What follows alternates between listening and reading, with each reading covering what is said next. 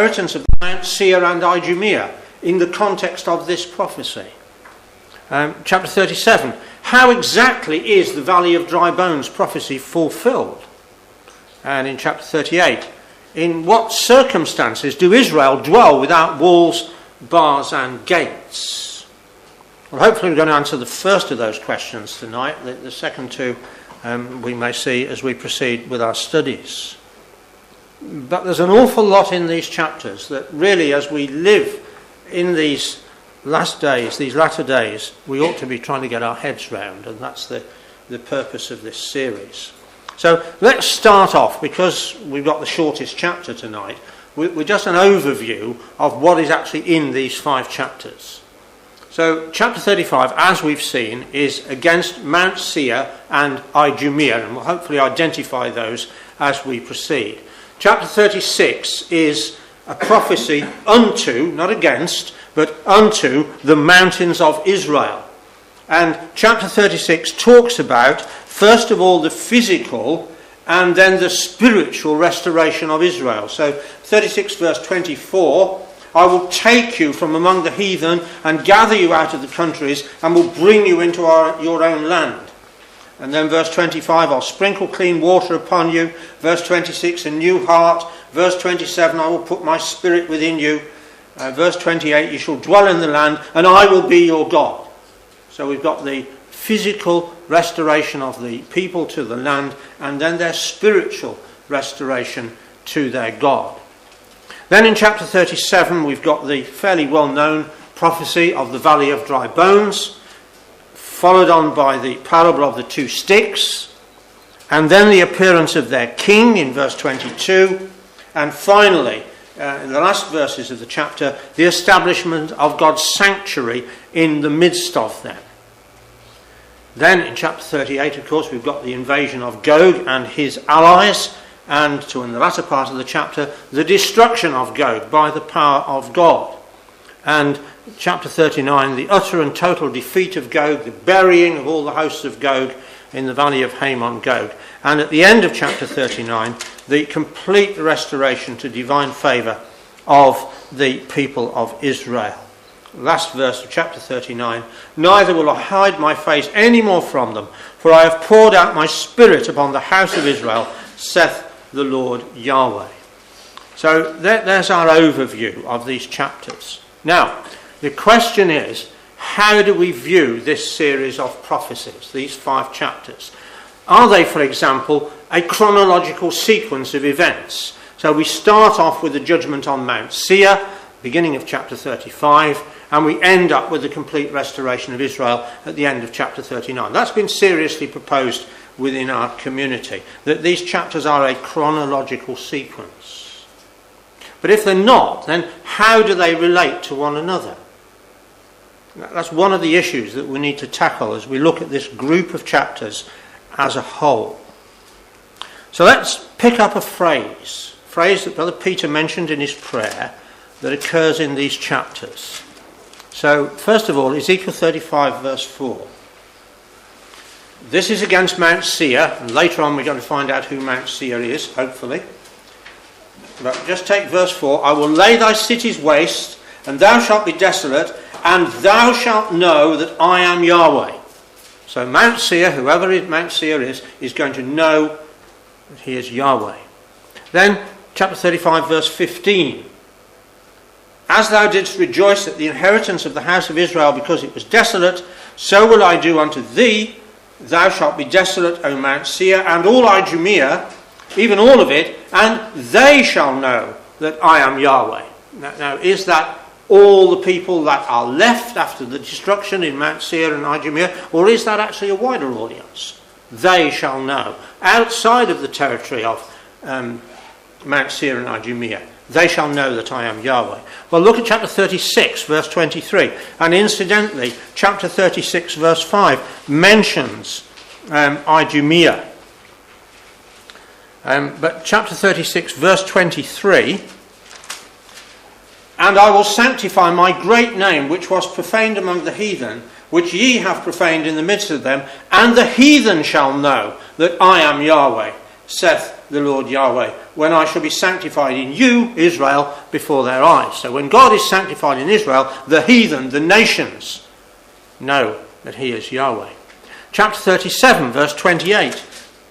Right at the end of the chapter, when the sanctuary is set in the midst of Israel, then 37 verse 28, the heathen shall know that I, Yahweh, do sanctify Israel when my sanctuary shall be in the midst of them forevermore.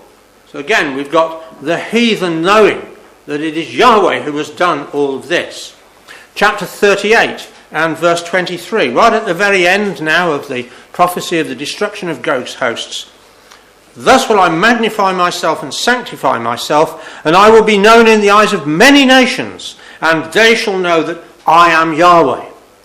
And finally, in chapter 39 and verse 7, so will I make my holy name known in the midst of my people Israel.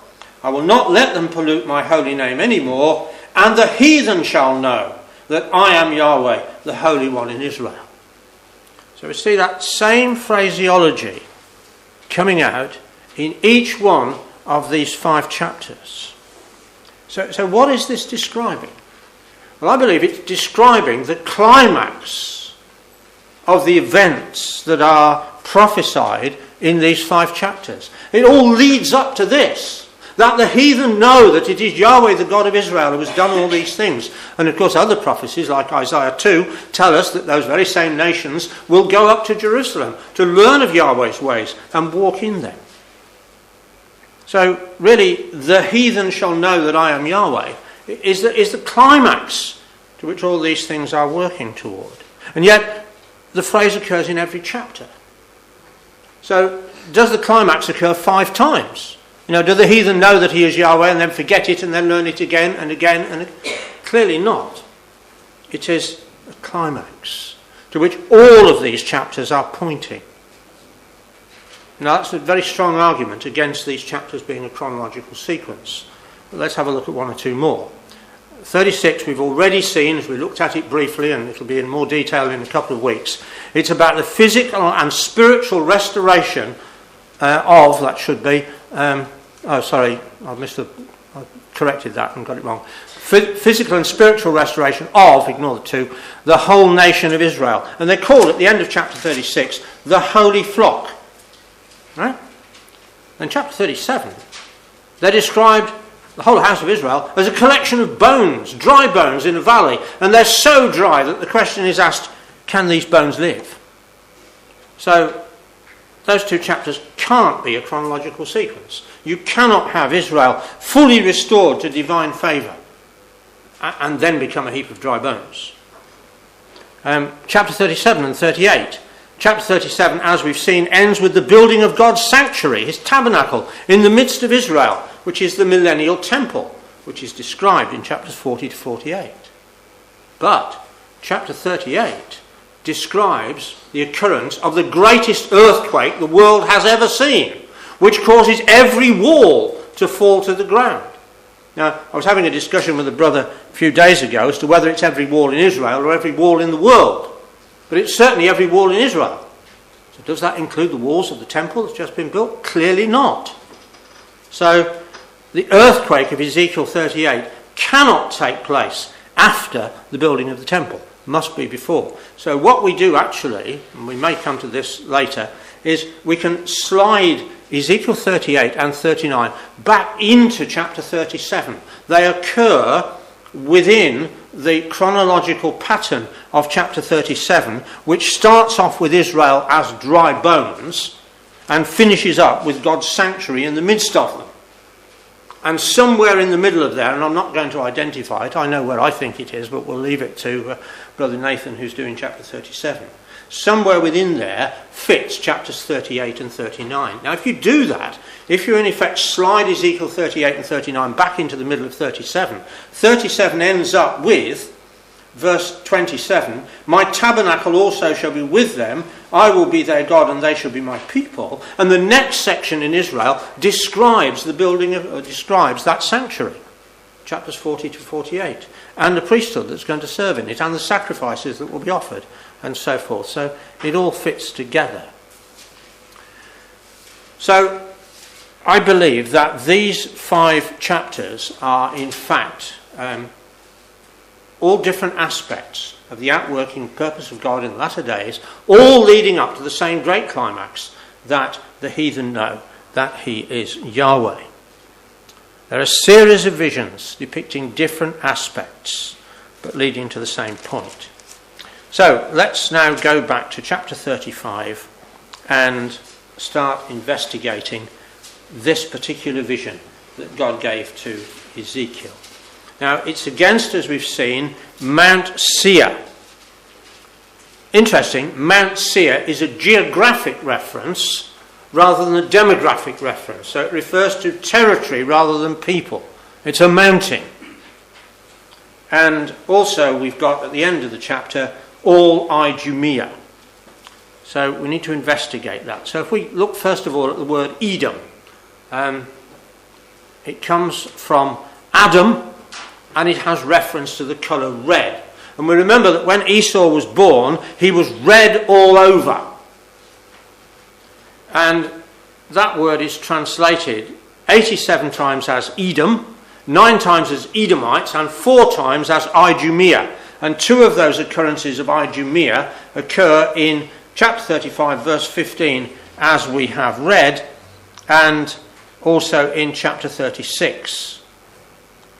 So that's 2 out of the 4. But it is the normal word that's used and is translated as Edom. So it's the people who are descended from Esau. And Genesis 36 verse 8 says, Esau is Edom. So this prophecy, therefore, in its mention of Idumea, is against Edom. It's against the people of Esau. What about Mount Seir? Well, Mount Seir, the Hebrew word is Seir, and it comes from a root which means something which is shaggy, hairy, as an he-goat. And remember also that when Esau was born, he was red all over like a hairy garment. And therefore his name was called Esau. And the root word is translated 28 times as kid and 24 times as goat, and twice as hairy. And those 2 occurrences occur in Genesis 27 verses 11 and 23 when it's describing the man Esau. He's a goat man. He looks like a goat. He is so hairy. So that's the root word. And then the word Seir is translated Seir 39 times. And Deuteronomy 2 verse 5 says, I have given Mount Seir unto Esau.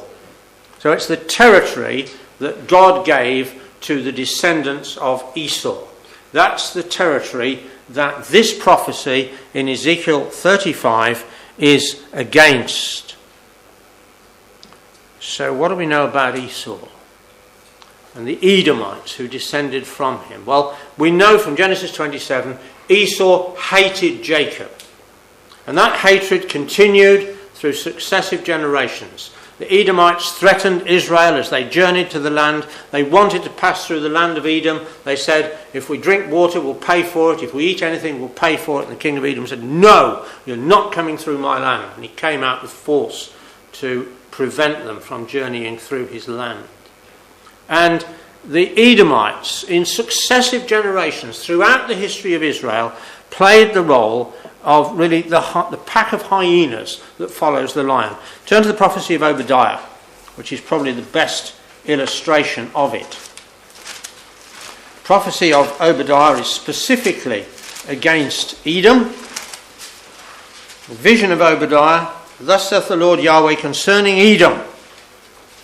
And if we look in Obadiah, verse 10, for thy violence against thy brother Jacob, shame shall cover thee, thou shalt be cut off forever.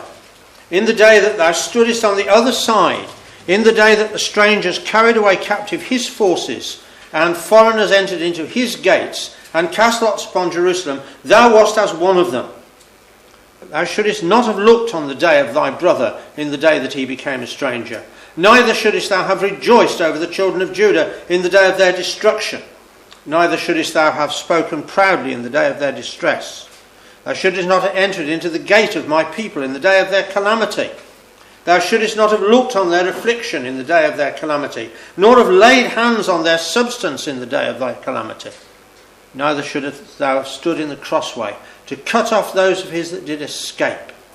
Neither shouldest thou have delivered up those of his that did remain in the day of distress. So that's the role of Edom. They're like a pack of hyenas. The lions made his kill, and they're in there for the pickings. So whether the lion was the Philistines, as it was in one case, or the Babylonians, as it was in another case, who came against Israel, there were the Edomites, harrying and spoiling and causing trouble. But finally, the Jews got the upper hand. And John Hyrcanus, who was the high priest of Israel between 134 BC and 104 BC, who was also a warrior, led the Jews down into the territory of Mount Seir and Idumea and subdued them, and in effect forced them to live as Jews, made them circumcise and obey the laws of the Jews. And after that, really, Edom just disappears from the pages of history. It became totally desolate. And that's all that's left. There's the ruins of Petra. There are no hotels there. Tourists are bust in and bust out. You can't stay overnight at Petra. You just go in, have a look at the ruins, and out again. But although ancient Edom has gone, and the people are no longer there, and the land is desolate, there is a latter-day Edom power. No doubt about that at all. Let's go to our chapter, Ezekiel 35, verse 5. Because thou hast had a perpetual hatred, and hast shed the blood of the children of Israel by the force of the sword, in the time of their calamity, in the time that their iniquity had an end. So this is pointing forward to the latter days. Verse 9. I will make thee perpetual desolations. Thy city shall not return, and ye shall know that I am Yahweh. Because thou hast said, these two nations and these two countries shall be mine, and we will possess it. Whereas Yahweh was there. Therefore, as I live, saith the Lord Yahweh, I will even do according to thine anger, and according to thy envy, which thou hast used out of thy hatred against them. And I will make myself known among them when I have judged thee. So again, it's pointing forward to the restoration of Israel to divine favour, which comes after the judgment of Edom. So verse 14, thus saith the Lord Yahweh, when the whole earth rejoiceth, that's the kingdom, I will make thee desolate. As thou didst rejoice at the inheritance of the house of Israel, because it was desolate, so will I do unto thee. Thou shalt be desolate, O Mount Seir, and all Idumea. So that's Ezekiel 35. Ezekiel 36, prophecy unto the mountains of Israel. And in verse 3, they have been made desolate and swallowed up on every side, that they might be a possession unto the residue of the heathen. God makes this prophecy. Verse 5, therefore, thus saith the Lord Yahweh, surely in the fire of my jealousy have I spoken against the residue of the heathen and against all Idumea. So they're singled out amongst the residue of the heathen, which have appointed my land to their possession, with the joy of all their heart, with despiteful minds to cast it out for a prey. So Ezekiel's told to prophesy unto the mountains of Israel, because all the house of Israel, a phrase that occurs in chapter 37 in relation to the valley of dry bones, they're all going to come and it's going to be inhabited, and as we've seen, Israel's restored. So that's Ezekiel 36. Obadiah continues in the same vein, showing that there is a latter day aspect to Edom, and we'll come back to Obadiah later. And Joel 3, which we'll also look at later, clearly says there's going to be an Edom in the latter days. But of course the question is, who is it? Now look at the map of the Middle East, and there are the countries we know well, and Syria, which is mentioned in Bible in scriptural terms, is there. Lebanon, which is in the scriptures, is there, as is Egypt. All those countries are there. Israel, of course, is there now. But search as you may, there is no Edom. It just isn't there. There is no separate identity which we can say, no, it's Edom, there it is. So the question arises then, who is the latter day Edom? Well, Brother Thomas, followed by Brother H.B. Mansfield, suggests that Edom becomes an aggregate name for all the anti-Semitic Gentile nations which defeat Israel at the time of the end. And to support that, they quote Acts chapter 15, where James, we're not going to look at it, but James, by the Spirit, quotes from Amos, a passage which refers to Edom, and James applies it to all the heathen. So in Eureka Volume 1, we read, Edom in the latter days is representative of the enemies of Jacob, banded together under Gog, who is then chief of the house of Esau. Now, I think in the time when Brother Thomas lived, when the whole of that area of the Middle East was Ottoman Empire, and there were no separate states, there were no boundaries, there were no borders, it was all Ottoman Empire, I think he made a very good fist of it. And his suggestion at the time had some validity. But of course, we've moved on quite a bit now from that time. We've seen a lot of history take place. So that's one view. There's another view, Harry Whittaker, Duncan Heister, part of 10 Arab nation group which defeats Israel at the time of the end. And in support of that, they quote Psalm 83 and Daniel chapter 2. Well, if you look at Psalm 83, which we haven't got time to do tonight, Psalm 83 ends up with the victory of Yahweh over this group who say, let's dispossess Israel. It doesn't end up with the victory of these nations at all, and they're not all Arab nations in the list. They're not even all Semitic nations. Some of them are descended from Japheth. So really that concept of Psalm 83 doesn't work at all. And Daniel chapter 2, well, that's on the supposition that the 10 toes of Daniel chapter 2 are 10 Arab nations, which is, as far as I'm concerned, scripturally not proven. So, who is the latter day Edom? There's our problem. So there's the Ottoman Empire, and that's the extent of it, the darker colour, in 1914. And we want to focus now on two Bible passages which specifically identify Edom in a particular territory at the time of the end. The first of them is Daniel chapter 11 and verse 40. So let's go there. And I believe these two passages are key to our understanding of who is the latter day Edom. So let's just read through and take ourselves pictorially through the events of Daniel 11 verse 40. And at the time of the end shall the king of the south, of course, in terms of Daniel 11, is the Ptolemaic dynasty in Egypt.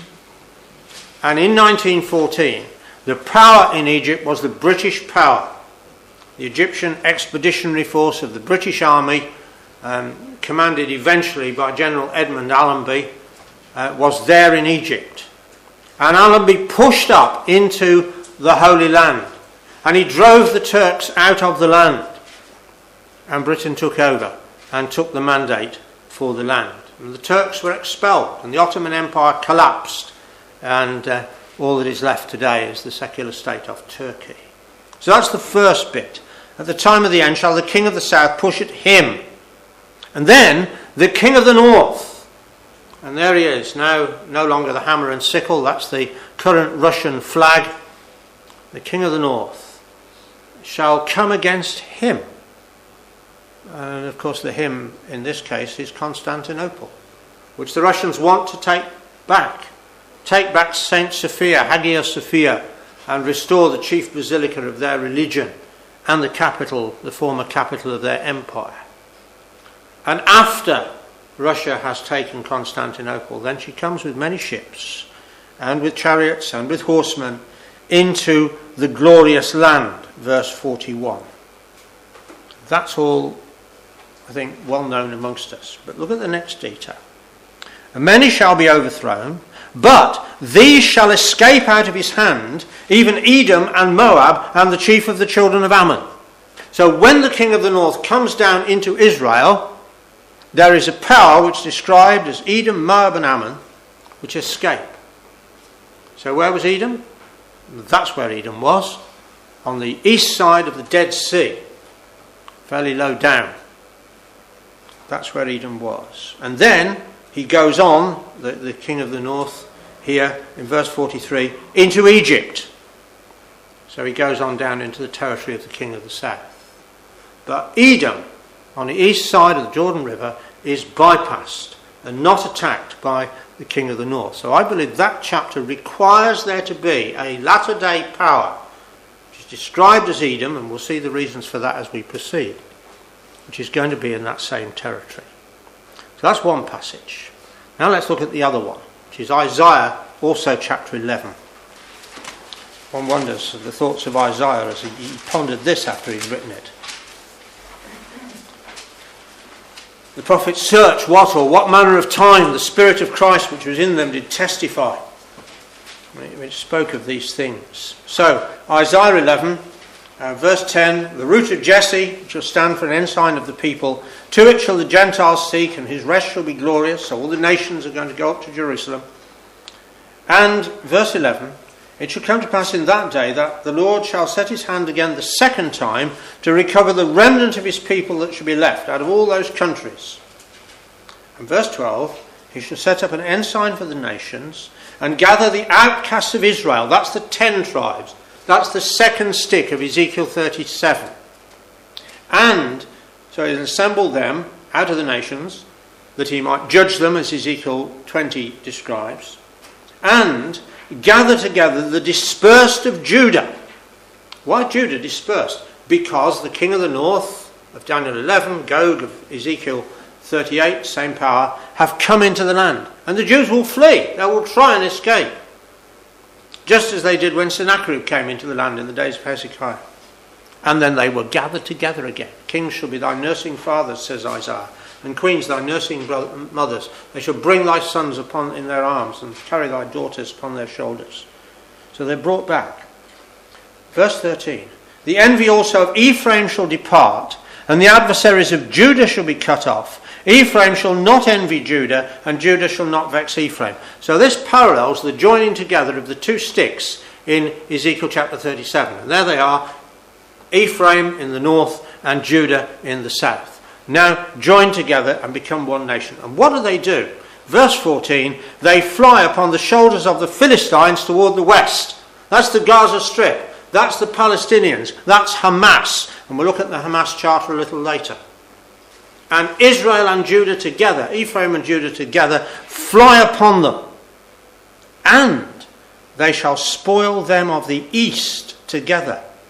They shall lay their hand upon Edom and Moab, and the children of Ammon shall obey them. And they will conquer all that territory on the east side of the Dead Sea and the River Jordan, which will then be theirs and part of the land promised by God to Abraham.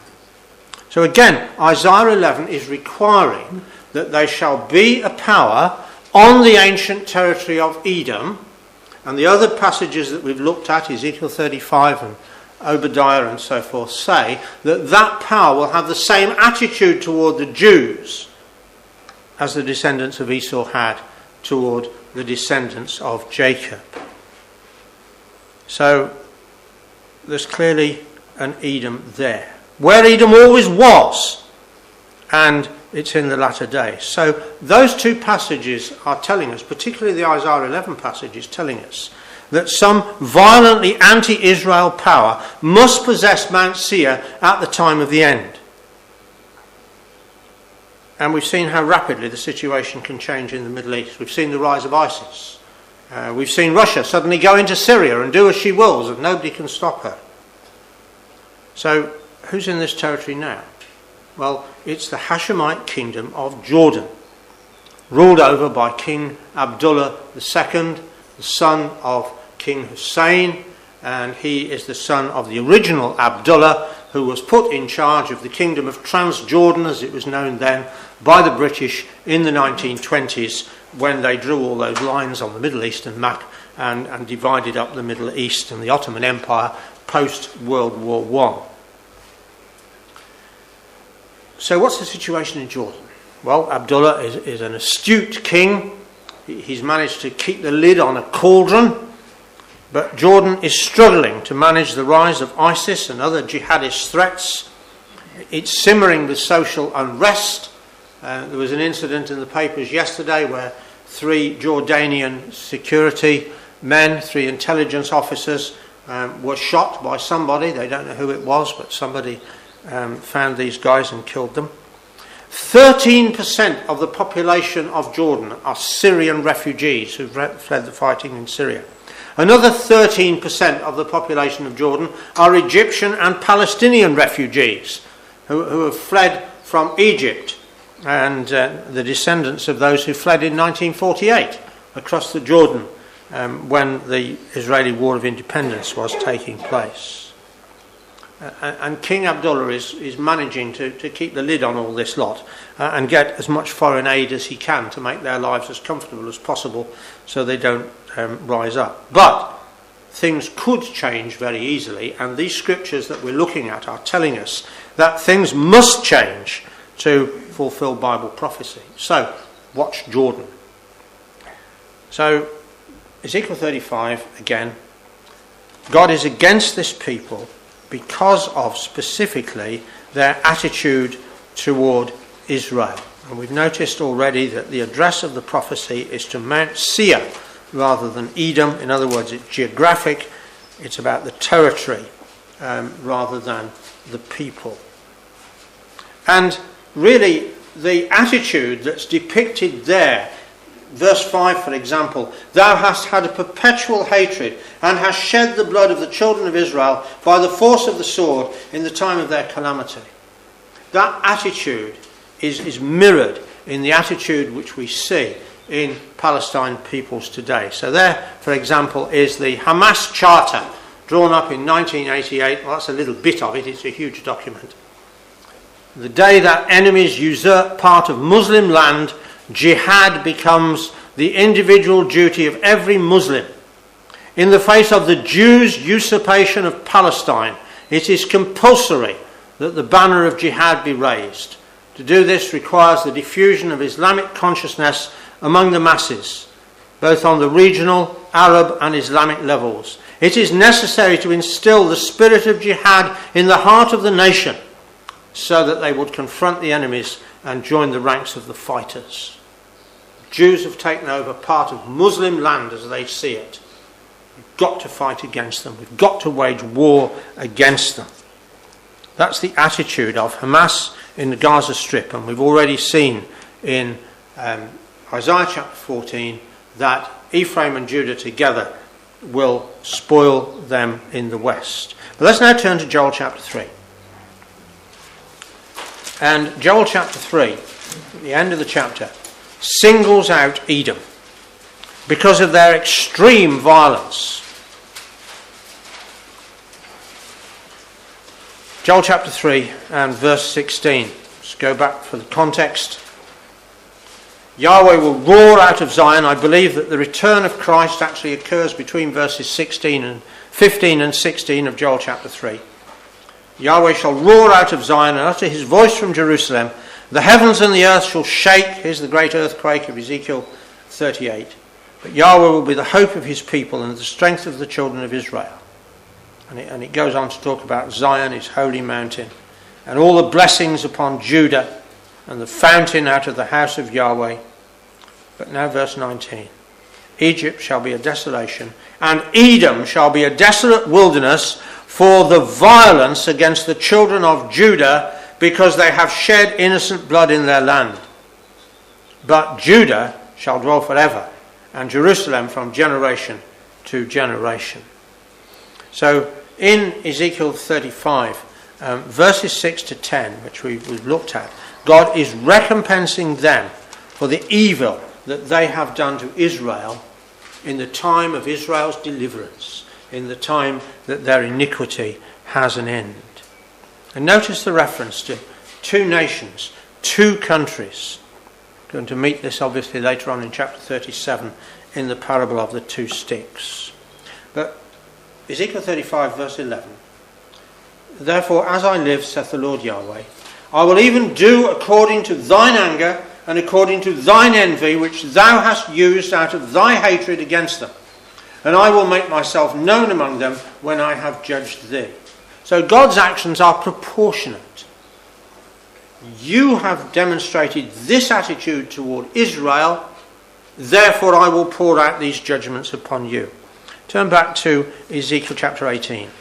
And here we have the principle of God's dealings with men. Ezekiel 18 and verse 20. The soul that sinneth, it shall die. The son shall not bear the iniquity of the father, neither shall the father bear the iniquity of the son. The righteousness of the righteous shall be upon him, and the wickedness of the wicked shall be upon him. But if the wicked will turn from all his sins that he hath committed, and keep all my statutes, and do that which is lawful and right, he shall surely live, he shall not die. All his transgressions that he hath committed, they shall not be mentioned unto him. In his righteousness that he hath done, he shall live. Have I any pleasure at all that the wicked should die, saith the Lord Yahweh, and not that he should return from his ways and live? But when the righteous turneth away from his righteousness, and committeth iniquity, and doeth according to all the abominations that the wicked man doeth, shall he live? All his righteousness that he hath done shall not be mentioned. In his trespass that he hath trespassed, and in his sin that he hath sinned, in them shall he die. And that's true for all of us. God's response to our lives is proportionate. We commit wickedness, we must expect his judgment. If we seek to live righteously before him, he will bless us. And it's exactly the same principle which God will exercise toward Edom in the latter days. Now, there's no doubt that Edom is going to be judged. Ezekiel 25 now, and verse 12.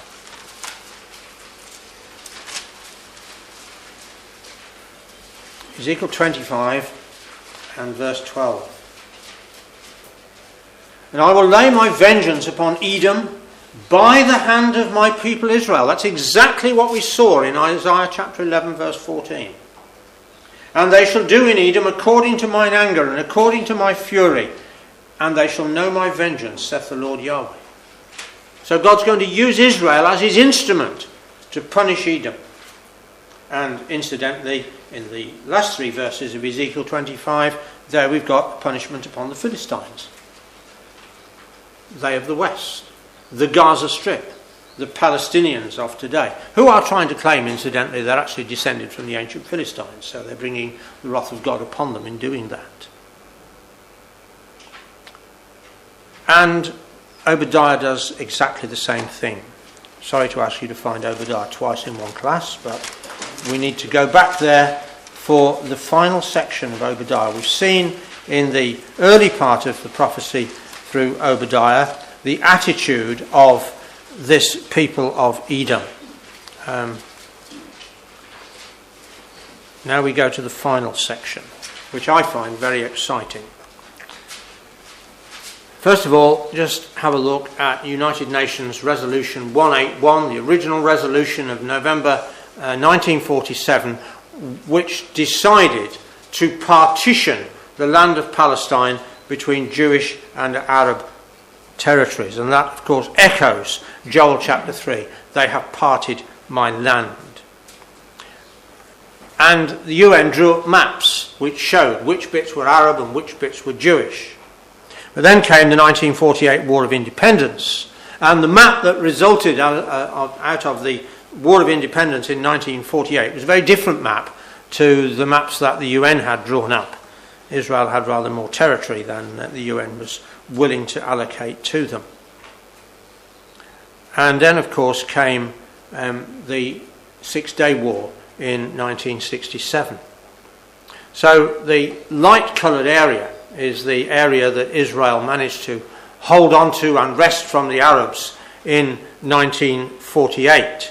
And then in 1967 they took the Gaza Strip and they took the West Bank, and of course they took Golan here.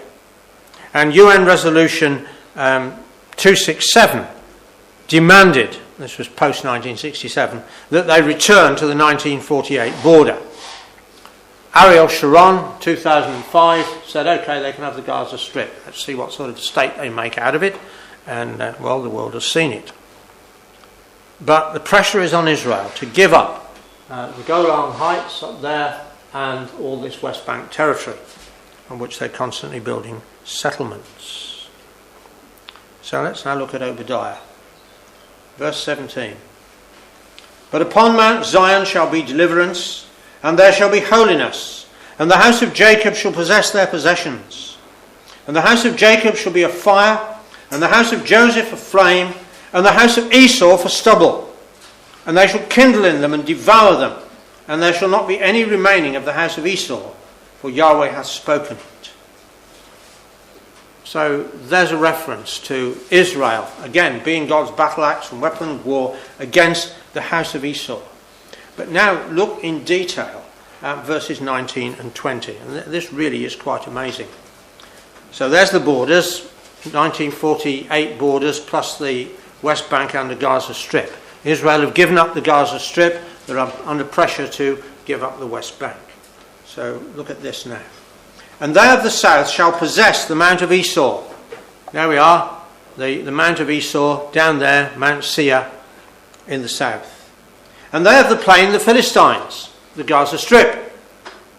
And they shall possess the fields of Ephraim and the fields of Samaria. That's the West Bank. And Benjamin shall possess Gilead.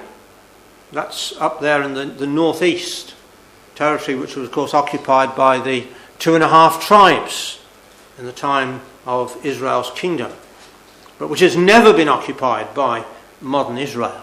But Zechariah 10 tells us that when Ephraim comes back, that's part of the territory that they'll be settled in. Benjamin shall possess Gilead.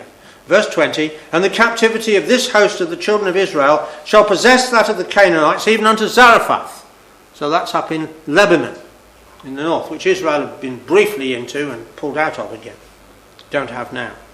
And the captivity of Jerusalem, which is in Sepharad, shall possess the cities of the south, the Negev, which Israel completely took over in 1967, but gave most of it back to Egypt. So it's remarkable that geographical description there in those 2 verses in Obadiah parallel other passages of Scripture and show how Israel is going to break out of the territory that they've been constrained into by world opinion to possess the land which God promised to Abraham, to Isaac and to Jacob. And we're almost there, brothers and sisters. Look at the next verse, verse 21. And saviours shall come up upon Mount Zion to judge the Mount of Esau, and the kingdom shall be Yahweh's.